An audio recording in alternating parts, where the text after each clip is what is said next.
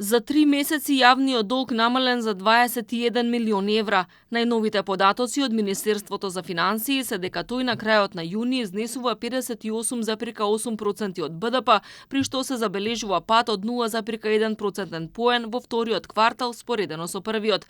Јавниот долг континуирано се намалува и споредено со крајот на 2024 има пат од 2,6% поени, а од крајот на минатата година е помал за 0,6% поени. Вкупниот јавен долг е 10,7 милиарди евра.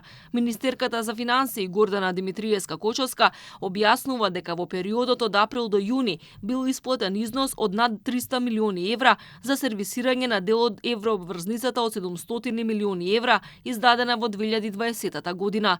Поголемиот дел од оваа еврообврзница беше сервисиран во првиот квартал. Верувајте, не е едноставно цело време да се движите со ниво на јавен долг околу 60% од БДП и да се борите да не го надминете тој праг.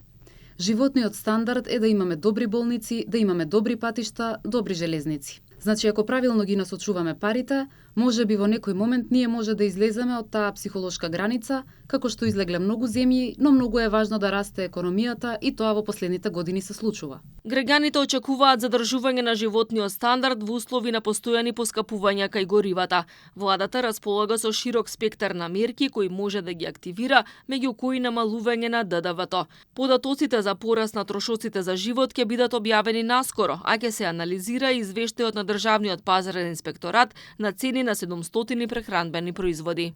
Очекувам инфлацијата во јули месец во скоро време да биде податокот за инфлацијата објавен, но врз основа на податоците кои што ги добивам од Државниот пазарен инспекторат, тогаш очекувам сосема поинакви приоритети. Министерството за финансии вели дека продолжува со фискалната консолидација и рационалното трошење на државните пари. Со ребалансот за годинава не се планирани нови задолжувања вон планираните, а се намалуваат и ставките за стоки и услуги. Министерката рече дека јавниот долг до крајот на 2026 ќе биде под границата од 60% од бруто домашниот производ.